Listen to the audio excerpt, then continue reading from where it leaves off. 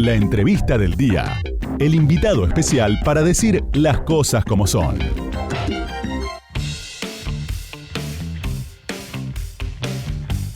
Muy bien, tenemos el enorme placer de tener acá a dos colegas que respeto y que quiero mucho, que también ustedes los escuchan aquí en esta radio los domingos, ¿no?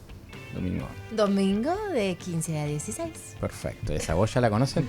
Están aquí Carolina Moroso y Juan Meiriño, dos queridos y respetadísimos colegas, gente joven, muy trabajadora, muy talentosa, que han venido aquí hasta este rinconcito de las cosas como son. Caro, Juan, placer que estén acá con nosotros. ¿Cómo andan? Bien, muy bien, un placer verte, bestio. Bestio. Bestia, yo soy ¿Ya te adoptó? Ya soy. Sí. Bueno, amamos a Wiñaki, pero una bella puede tener el corazón muy grande. Por supuesto. Tiene un poliamor periodístico. Claro, tengo un poliamor. Bueno, ¿cómo andan? Bien, de gira, de tour. En el Hackear la Argentina Tour estamos. Exactamente. Hablando un poquito del libro. El libro es Hackear la Argentina, la esperanza del boom tecnológico. Lo hizo Catarsis. No la conocía yo esta editorial, pero me gusta mucho la presentación del libro. Está muy bien. Es la misma editorial con la que saqué Llorarás, Historias del éxodo venezolano, mi primer libro. Y bueno, sí, ellos estaban muy entusiasmados. Javier Pollack, que es el dueño de la editorial Catapulta, el sello es Catarsis. Ah, correcto. La editorial es Catapulta, Sí, el se sello escucha mucho en la periodístico, radio. Totalmente. Y el sello periodístico de Catapulta es Catarsis. Y bueno, Javier estaba entusiasmadísimo con la idea de hacer algo con las tecnológicas. Juan tenía la idea específicamente de este libro y de entrevistar a las mentes detrás del Silicon Valley, de la usina tecnológica argentina, así que todo maridó y bueno, y me subieron a mí porque están un poco locos. Carolina Moroso y Juan Meiriño trabajaron juntos, más allá de trabajar en el canal en TN en algunas cosas, en algún otro proyecto. ¿O es la primera vez que hacen esto, Juan? No, que hacemos esto, sí, la primera vez. Trabajamos juntos en tele hace 3 años. En TN Central, un año. Duró poco el matrimonio. Pero se ve que salió bien, porque después volvimos a reincidir. Salió espectacular. Así que sí, estuvimos un año juntos. Después, bueno, yo quedé como coordinador general de redacción. Sí, seguimos trabajando juntos, pero no en la diaria. Bueno, pero este libro, ¿cuánto tiempo les llevó? Porque digo, seguís trabajando en eso, pero te pusiste a escribir un libro ni más ni menos que con La Moroso. 2 años. 2 años, sí. 2 años. Arrancamos el libro y había 5 unicornios, o sea, 5 empresas tecnológicas valuadas en más de $1.000 millones en la Argentina, y terminamos el libro, había 13. 13. Sí. A ver, y si lo tuvieras que presentar, o cuando lo presentaron, ¿qué dirías en 2 minutos de este libro? Pero más que nada del detalle de la investigación, ¿qué panorama da? ¿O qué es lo que ustedes están viendo en un país con complejidades, ¿no? Si vos mirás la tapa, en la palabra hackear hay 2 letras que están distintas, la K y la A más pequeña, para que de alguna manera también se pueda leer Hacer la Argentina. Está bien. Total. ¿Por qué? Porque esencialmente lo que nosotros creemos es que este es un libro sobre ideas, o sea, un libro sobre una Argentina posible. En la voz de las mentes, a nuestro entender, más brillantes del empresariado argentino, que son quienes están protagonizando este Silicon Valley, lamentablemente muchos de ellos desde fuera de la Argentina, ¿no? Ahora, Juan, ¿cómo son estos personajes, ¿no? Porque uno recién decía, Caro, que primero había 5. Bueno, ¿cómo son estas personas? ¿Podemos unirlos en una característica personal o son bien distintas? Yo no los conozco a casi ninguno, pero ustedes los han tratado todos. Tienen algunas cosas en común, tienen algunas similitudes y tienen, por supuesto, diferencias. No es lo mismo hablar con Marcos Galperín, con quien estuvimos un buen rato hasta que logramos hablar con él, que con Gino, con Gino Tuaro. Bueno, vénganse el jueves a casa, digamos, es como otro mundo. Claro. Ahora, cuando empezás a conversar con ellos, tienen un esquema de pensamiento bastante parecido, ¿sí? Ya de movida, los dos y todos los demás que entrevistamos en el medio tienen la idea de que esto tiene que ser lo que hagan, tienen que tener primero pasión, segundo dedicación, tercero estar dispuesto a fallar todo el tiempo, el 95% de las veces, en un emprendimiento como Mercado Libre, en un emprendimiento pequeño. Eso no cambia. Eso es un denominador común. Y tercero, que piensan el producto que hacen siempre de manera regional o mundial. Nunca es una cosa local. Todos estos proyectos necesitan ser escalados.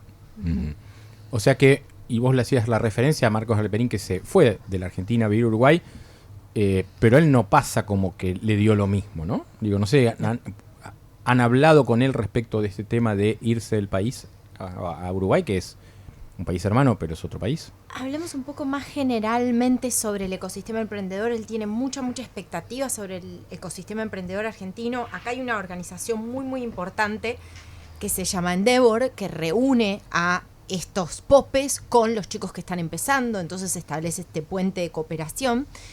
Él tiene mucha esperanza en eso, pero claro, no podés soslayar de que se fue y se fue cerquita, como para casi te diría hacer lo que los americanos llaman un statement, una declaración de principio, ¿no? Me estoy yendo medio porque me están empujando un poco. Y me parece que acá hay un denominador común que sí aparece más explícitamente en otros testimonios. En la Argentina tenemos un tema muy serio que ya más allá de, por supuesto, la inestabilidad, la falta de previsibilidad y las condiciones coyunturales que ya se vuelven estructurales, tenemos un tema cultural. Nosotros tenemos mal connotada la generación de riqueza y mal connotada la figura del empresario. Quizás porque algún sector del empresariado ha dado motivos para la sospecha, pero esta es otra matriz de pensamiento. Este realmente es un empresariado distinto que se piensa global, que quiere competir, novedad, quiere competir y que quiere cooperar. Bueno, pero aquí aparece el tema de una discusión que la Argentina tiene pendiente, que es la reforma laboral, ¿no? No la pudo hacer los más grandes, no, los más chicos, perdón, no lo van a conocer tanto, pero Alfonsín intentó una cosa, terminó con un ministro de Trabajo impuesto por los gremios. Macri no llegó a avanzar en esto y ahora se está hablando desde la oposición, pero no se dice claramente. Bueno, la reforma laboral. De la Rúa también. Claro. Con escándalo y todo. Exactamente, entonces con la Banelco. Entonces digo, quiero hacer la Argentina, como vos señalabas que forma parte también del título, pero el kirchnerismo y el peronismo y Cristina, como decíamos al principio, la que dice que es la jefa de la oposición, pero es la que gobierna, la que manda en la alianza gobernante, no quiere poner en discusión ¿cuáles son las mejores condiciones para trabajar en la Argentina? Pero, a ver, no está tan claro que sea Cristina, que sea el peronismo, sino que más bien parece algo, como dice Caro, más cultural. Esto es muy nuevo, este sector es muy nuevo, tiene sus propias reglas, y una cosa que nosotros también vimos es que se adapta rápidamente. Cuando pasó la pandemia había empresas que ya trabajaban remoto en el 100%. Entonces, ¿qué hicieron? Le hicieron una ley de teletrabajo. Bueno, la arruinaron. La obligaron a buscar un lugar en la oficina a la gente que tenían trabajando remoto, con lo cual, por supuesto, se volvieron a adaptar y lo volvieron a solucionar, porque lo que tienen es una cosa muy dinámica, a diferencia de las empresas tradicionales que tardan muchísimo en adaptarse a lo que fuere. Estas empresas, vos le ponés reglas. Hay una frase divertida que siempre nosotros contamos, que es de Martín Migoya, el CEO de Globant, uno de los fundadores. Él lo que dice es, lo único que nosotros pedimos son reglas claras. Y hace una analogía con el fútbol muy divertida, que es lo único que necesitamos es que nos dejen quieto el arco. Claro. Si nos dejan quieto el arco, nosotros vamos a hacer un montón de goles. Y hace como un chistecito, también bien divertido, que es, este país es más productivo los sábados y los domingos, porque no tenés la posibilidad de que la política te cambie de vuelta las reglas de juego. Y cuando lo pensás decís, qué gracioso, pero no es gracioso. No es cierto. Igual yo no sé si me parece que no estoy de acuerdo, y si lo digo mal, corregime, pero digo, a mí me parece que sí tiene que ver el peronismo, porque tiene que ver con la estructura de los gremios como están en la Argentina, ¿no? Pasó, fíjate que Baldini le hizo 13 paros a Alfonsín después de una dictadura. A la distancia uno puede ver la locura de acorralar a un gobierno democrático con 13 paros. Y este gobierno, que tiene en la pobreza, en la inflación, números peores que el de Macri, no sufrió un solo paro general. Y yo no abono ningún paro general, porque me parece perjudicar a la Argentina. Pero digo, los gremios en la Argentina... No discusión política, sino como decir, bueno, esto es una cosa más cultural de la Argentina. No está preparada para soltar, porque cuando vos le decís a la gente que hace una reforma laboral, la gente tampoco se lo toma tan bien. Sí, el empresariado. Bueno, es una discusión, digamos. Sí, es una discusión. Y bueno, y está bien que la tengamos porque me parece que es válido hacerla. Pero bueno, perdón. Al respecto de lo que vos marcás, hay algo que sí creo que si bien hay un problema o un tema cultural, me parece que hay una parte de la política que lo ha abonado más, ¿no? Obvio. Y que lo ha fomentado. Y que lo ha fomentado con símbolos como el bloqueo al centro de distribución de Mercado Libre. ¿Recuerdan ustedes con ese sindicato que quería adherir gente que no quería adherirse? Era genial, porque vos le preguntabas a los trabajadores y te decían, no, estamos mejor sin ellos, ¿no? Eso te cuenta esa Argentina de la prepotencia, de la Argentina matona, pero por sobre todas las cosas, la Argentina improductiva. Ujú. La Argentina improductiva, que no es la de los trabajadores ni la que defiende los intereses de los trabajadores, es la de la casta sindical, porque hay también una casta sindical. Pero claro que sí. Claro, sí, sí. Chicos, y ahí estaban planteando específicamente esta cuestión del trabajo, de los modos y de las adaptaciones que permite este tipo de rubros. Del otro lado, estos empresarios o estos inventores que estamos hablando, ¿qué dicen de lo que ven del otro lado, de la gente joven, de los que están estudiando, de la gente que se interese o no por este tipo de trabajos? Porque quizás no está tan reflejado claramente en el espectro laboral, por decirlo de una manera. ¿De qué trabajaría alguien que quiera meterse en esto, no? Mira, se apoyan completamente en los jóvenes y en el talento. Sí. Y eso es bien interesante porque no es algo muy común. Claro. Estas empresas le dan mucha importancia al talento. Te cuentan cómo lo toman, te cuentan cómo lo seleccionan, te cuentan cómo lo capacitan, te cuentan cómo les cuesta retenerlo, claro, porque hay un problema ahí de pago de divisas. Entonces vos competís contra gente que en Miami los contrata en dólares. Entonces tienen ese inconveniente. Y pueden trabajar desde acá, además. Pueden trabajar desde claro, acá. Los tipos se cruzan el viernes a Colonia, sacan la plata y vuelven. Claro. O sea, es algo que no habría que decir, pero es lo que pasa. Obvio. Entonces tienen ese problema. Pero siempre hacen foco en el talento y te lo remarcan todo el tiempo. Entonces eso es como una cosa bien interesante, muy diferente a lo que son las empresas tradicionales. Una automotriz, digamos, no le da igual si estás vos, es lo caro. Acá no le da igual. Y ellos te lo focalizan. Tienen mucha gente joven.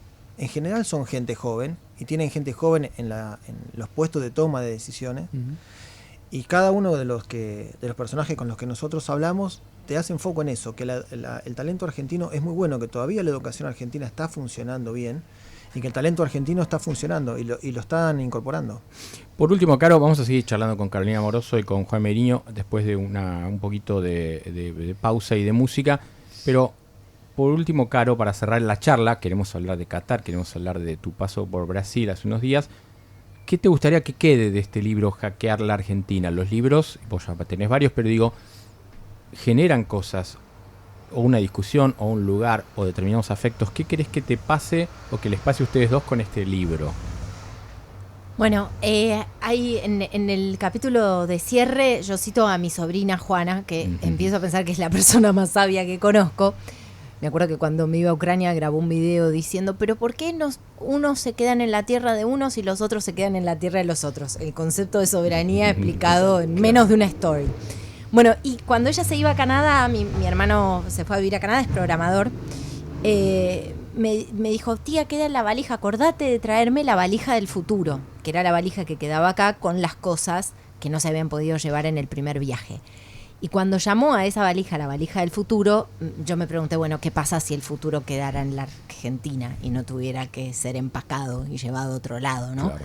Y me parece que eso, una diáspora familiar con una microhistoria como esa y con una expresión tan poética como la valija del futuro, cuenta también mucho de lo que está pasando por la cabeza de muchos argentinos que creyeron que el futuro iba a ser en la Argentina y que el futuro sin dudas para este país iba a ser otra cosa, ¿no?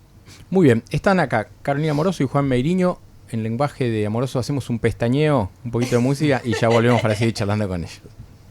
Información, actualidad, opinión. Las cosas como son, con Pablo de León. Tenemos la información, por eso te decimos las cosas como son. Las cosas como son. En Radio con Vos.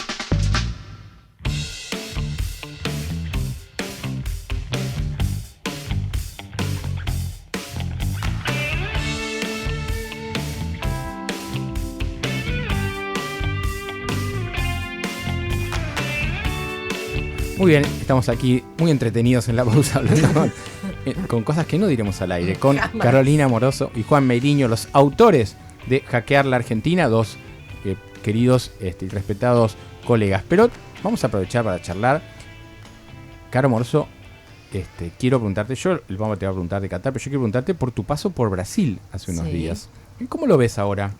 Un poquito a la distancia, con el resultado opuesto, ese país, tan agrietado como el nuestro, peor. Más, te diría. Hay un escenario para mí de país partido, lo que además quizás te da la percepción de mayor polarización es que es algo inédito en la historia de Brasil. Brasil institucionalmente en algunos aspectos parecería más robusto que la Argentina, Pero claramente lo que vos tuviste fue mucho más que una contienda electoral. Vos tuviste una contienda por sistemas de valores antagónicos. Ajá. Y en algún punto, para algunos de los sectores más radicalizados, irreconciliables. Sí. Muestra de ello es la gente que se movilizó, entre otras cosas, a cuarteles para pedir una intervención federal, Claro. ¿no? Digo, esto es Bueno, camioneros Valla pidiendo, postal, ¿no? digamos. Camioneros pidiendo a los militares que intervengan. Ujú, valla postal.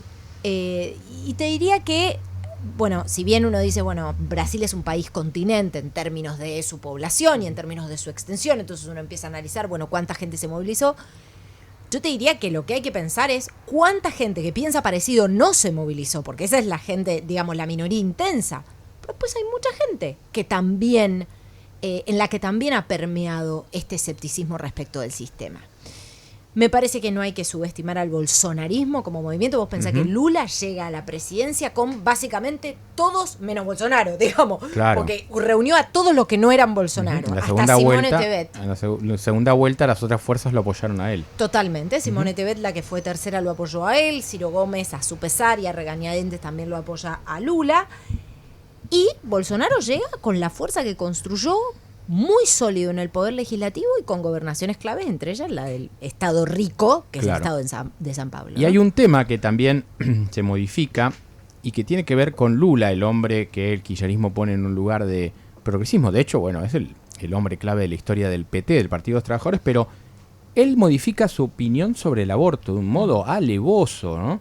Él tenía una posición y termina diciendo, para captar el voto evangélico, no sé, vos explícanos bien, pero digo, hace un cambio fuerte que acá, por ahí, insisto con mi idea del peronismo, no se bancaría por el peronismo hacer una modificación de esa manera de decir, no, ahora voy a decir que estoy en contra del aborto. Pero ¿no ha sido el peronismo también una especie de gran, en términos de plataforma política, de un espacio de mucha volatilidad? Porque digo, Sí. los mismos que eran menemismo, Sí. digo, el kirchnerismo como antítesis de un proyecto neoliberal, ¿dónde estaba en los 90? Bueno, de ¿Dónde hecho, estaban los Kirchner en los 90? de hecho, Cristina, y esto te lo reconocen algunos en voz baja, el freno a que el aborto fuera recién aprobado el año pasado, sucede porque Cristina, siendo presidenta, no habilitó el debate. Después se modifica cuando ella es senadora y dice que tiene que ver con su hija y algunas personas más. Si no, ella siempre lo frenó cuidando la relación con la iglesia, ¿no? Mira, te diría que en el caso de Brasil hay un protagonismo absoluto de la fe y de la religión en la campaña presidencial. Eso fue, te diría que una de los grandes protagonistas. Tanto así que Lula tiene que nombrar en el último debate al menos 3 veces a Dios. Arranca diciendo agradezco a Dios. Lula sintió que debía dar un comunicado, una comunicación a todo el electorado diciendo que cree en Dios, que no había hecho ningún pacto extraño y que cree en Dios. Me parece que en este sentido hay que leer nuevamente las victorias del bolsonarismo también en términos de la conversación política. El bolsonarismo corrió la conversación política. Sí. Y Lula, que es un pragmático, armó ese rejunte que armó con Geraldo Alckmin como su segundo, otrora archiadversario, con Simone Tebet adentro, y todos, por supuesto, van a reclamar su parte. Ujú. Muy bien. Gastón Letría tenía inquietud sobre otro lugar del mundo. Sí, porque está por empezar el Mundial Sí. y se da en un lugar con muchísimas particularidades Sí. y muchos cuestionamientos, muchísimos de ellos totalmente justificados. Uno, por ejemplo, es lo que se le ha cuestionado a la FIFA desde que en 2010 eligió esta sede, en un movimiento muy, muy sospechoso, y más que sospechoso, con claras cuestiones fuera de la ley, y a partir de ahí todo un montón de abusos, especialmente a nivel trabajo, Sí. con lo que denuncia, por ejemplo, The Guardian el año pasado, que hizo una publicación que habló de 6.500 trabajadores muertos de 2010, en el momento en el que empiezan a Trabajo hacerse esclavo, obra- ¿no? Estamos total. hablando. Contanos un poco a nosotros y a la gente, empieza el Mundial ahí, ¿qué es lo que puedes decir en 3 minutos de semejante lugar, con tantas cosas tan cuestionables a nivel humano, para las mujeres también, y bueno, a nivel leyes también, ¿no? Como también lo fue Rusia, ¿no? Rusia total, por supuesto. Como también lo fue Rusia. Sí, sí. Y me parece que termina de exponer que bueno, que aquí hay una organización vendida al mejor postor, Sí, ¿no? Una claro. organización internacional que ha demostrado no tener brújula moral alguna, digamos, El tema es que a mí me llama realmente mucho la atención todo lo que hay alrededor, o sea, toda la aceptación que hay alrededor. Qatar no solamente está cuestionado, como vos decís, por el saldo que deja el trabajo esclavo y la explotación de migrantes, sino también por los derechos de las mujeres, mujeres que sufren violencia intrafamiliar, violencia sexual y no cuentan con protección alguna, por los derechos de minorías, de, bueno, obviamente la comunidad gay. Es estremecedor, pero no es extraño, no es sorprendente, porque esta ha sido una organización que ha mostrado y le ha mostrado al mundo, sin ningún tipo de reparo, ¿saben qué? A nosotros nos rigen otras leyes, que bueno, que tienen por supuesto mucho más que ver con los negocios que con cualquier imperativo moral, ¿no? Sí, la verdad que cuando nosotros hablamos del tema de la prohibición del alcohol, de que no se tome cerveza en detalles, es una tontería al lado de todas las cosas que vos has enumerado que claramente tienen que ver con las violaciones a los derechos humanos y la elección de este destino, Qatar, como producto de un acto de corrupción alevoso de la FIFA a nivel mundial, como Tengamos también en cuenta a posibles expresiones. Se sabe que la FIFA alerta todo el tiempo a los equipos y a los jugadores a no hacer ningún tipo de expresión política, ¿no? Eso siempre están, pero estemos atentos, porque varias selecciones, entre ellas la holandesa, por ejemplo, la de Países Bajos, ha hecho clara referencia a estas cuestiones y a que ellos van a estar todo el tiempo atentos. De hecho, en la concentración de Países Bajos han usado los colores, o sea, de la comunidad LGTB para determinados espacios. Atento con esas cuestiones. Sí, y coherente lo de los Países Bajos con lo que pasó en Argentina. Total. Holanda llega a la final del Mundial, pero tiene una postura crítica y dura respecto Ya a lo la expresaron dictadura. públicamente. Está muy bien lo que decís. Bueno, Juan Meiriño, un placer haber charlado contigo. Por este favor, rato. igualmente, gracias por la invitación. No, un placer, mucha suerte con esto. Y Caro Amoroso, bella, querida. Ay, bestio. Bestio. Tiene hasta tatuado mi alter ego. Es Pero excelente. no lo tiene tatuado, es por Vela, que me encanta Vela de León. Amo ese nombre. Es hermosa. Y ella es hermosa. Bueno, y ustedes son hermosos, así que gracias por venir hasta acá. Fantástico. Bueno, ya viniste vos otras veces a preguntar otros libros. Ya Vos soy tenés habitué. o sea, cuadrito de honor, como también me dan ustedes en tu programa a la noche. Bueno, un Gracias placer por que hayan venir, venido un acá, placer. las cosas como son. Gracias. Seguimos. Si estás perdido entre tanta información, Pablo de León te dice las cosas como son.